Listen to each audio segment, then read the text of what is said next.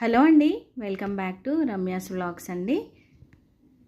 రోజు మనము టీ తాగుతూ ఉంటాం కదండి. ఒక్కొక్కసారి అయితే పాలు ఒక్కొక్కసారి ఉండవు ఇంట్లో, లేదంటే అప్పటికప్పుడు మనము పాలని వేసుకొని టీ చేస్తూ ఉంటాము.